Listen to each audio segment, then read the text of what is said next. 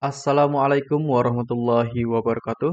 Adik-adik, pada video kali ini saya akan memberikan kunci jawaban pada kelas 5, tema 8, subtema 1, pembelajaran 2 di halaman 8, 10, 13, dan 14.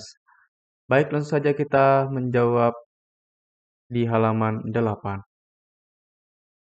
Di halaman 8, kita diminta untuk membuat kelompok beranggotakan 4-5 siswa. Nah, nanti bersama kelompok kita akan mendiskusikan mengenai gambar yang ada di halaman 8. Kemudian, kita diperintahkan untuk menceritakan gambar. Yang kedua, kita ditanya proses apa sajakah yang terjadi pada gambar tersebut. Coba jelaskan. Baik, langsung saja kita jawab dua soal ini. Soal yang pertama, ceritakan gambar di atas. Gambar di atas menceritakan tentang siklus air. Siklus air merupakan sirkulasi atau perputaran air secara terus-menerus dari bumi ke atmosfer, lalu kembali ke bumi. Berikutnya soal nomor 2. Proses apa sajakah yang terjadi pada gambar tersebut? Coba jelaskan. Jawabannya, proses yang terjadi pada siklus air pada gambar tersebut adalah matahari yang terik membuat permukaan air di laut menguap. Air laut yang menguap menjadi titik-titik air dan titik-titik air menjadi awan. Awan dibawa oleh angin ke darat, kemudian kumpulan awan menjadi hitam atau mendung, kemudian turun hujan. Air hujan jatuh ke permukaan bumi, mengalir ke sungai, dari sungai kemudian mengalir ke laut lagi. Berikutnya di halaman 10, ayo mencoba. Kamu telah membaca teks siklus air bersama kelompokmu, gambarlah bagan sederhana karyamu sendiri untuk menjelaskan siklus air. Tambahkan kalimat-kalimat untuk menjelaskan proses siklus air. Presentasikan hasil diskusi kelompokmu di depan kelompok lain dan bapak atau ibu gurumu. Nah, di sini kamu diminta untuk membuat gambar mengenai sirkulasi air atau siklus air yang kamu bisa sesederhana mungkin. Yang penting kamu memahaminya. Baik, di sini saya sudah memberikan contoh gambar dari siklus air. Nah, yang pertama di sini kita buat dulu panah-panah, kemudian awan, kemudian panah, kemudian panah-panah. Baik, yang pertama kalian tulis air di laut, sungai dan danau menguap akibat panas dari sinar matahari. Ini disebut evaporasi. Kemudian dari air di laut itu menguap, uap air naik dan berkumpul di udara dan menjadi jenuh. Nah, air-air yang menguap di udara kan di atas itu dingin, jadi air itu menjadi jenuh dan berkumpul menjadi titik-titik air. Setelah menjadi titik-titik air, ketika suhu udara turun, uap air menjadi titik-titik air dan kemudian membentuk awan. Disebut kondensasi.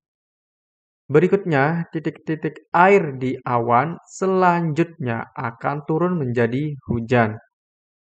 Nah, air hujan itu turun ke tanah, merembes ke danau atau sungai. Air hujan yang dari sungai atau danau akan menambah jumlah air di tempat tersebut. Air sungai akan mengalir ke laut dan menguap. Air laut dan sungai yang menguap membentuk awan. Proses siklus air pun berulang lagi. Nah, selain dari air di laut,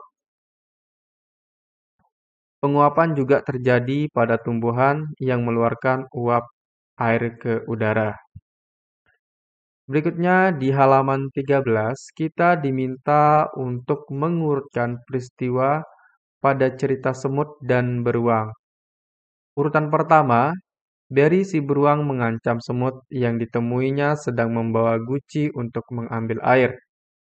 Urutan kedua, Barry sangat marah karena tidak dihiraukan dan mencoba mencari semut namun tidak ketemu.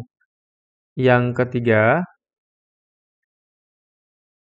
ketika berbaris menuju mata air, pada semut melihat guci semut hitam terletak di jalan. Keempat, para semut mengira semut hitam ditangkap oleh beri beruang. Mereka pun berniat membebaskan semut hitam. Yang kelima, kelinci melarang para semut ke mata air, tapi diabaikan dan mereka bergerak ke sarang beruang. Yang keenam, di tengah jalan, seekor tupai mengingatkan mereka karena beruang sedang marah tapi diabaikan. 7. Para semut tidak disarang beruang dan menggali lubang di depan pohon oak dibantu seekor tikus tanah. Akibat perangkap tersebut, ketika Berry kembali ke sarangnya di malam hari, ia langsung jatuh ke lubang tersebut. Kesembilan, para semut hidup damai di sarang mereka dan semut hitam kembali karena ternyata ia hanya terpeleset. Berikutnya kita lanjut ke halaman 14. Di sini kita akan jawab, ayo renungkan. Apa yang telah kamu pelajari hari ini? Hari ini saya telah belajar tentang belajar menyanyikan lagu yang berjudul Air Terjun. Kemudian kita belajar tentang siklus air. Nah, tadi kan kalian pasti sudah memahami tentang siklus air. Dari air laut kemudian adanya panas matahari menyebabkan air laut menjadi panas kemudian menguap ke udara. Nah, dari air yang menguap itu berubah menjadi titik-titik air kemudian berkumpul menjadi awan. Kemudian awan-awan itu berkumpul lagi menjadi awan hitam dan mendung. Setelah terjadi mendung, kemudian turun hujan. Hujan yang turun membawa air. Air-air itu kemudian membasahi tanah, kemudian ada yang mengalir ke danau, ada yang mengalir ke sungai. Nah, dari sungai, air itu mengalir ke laut lagi, dan dari laut kemudian menguap. Nah, begitu seterusnya siklus air. Berikutnya, menggambarkan siklus air. Nah, tadi kita diminta untuk menggambarkan siklus air. Mulai dari penguapan, kemudian menjadi titik-titik air, kemudian menjadi awan, kemudian menjadi hujan dan mengalir. Berikutnya, dan mengurutkan cerita pada semut dan beruang. Itu saja yang kita pelajari tadi kan.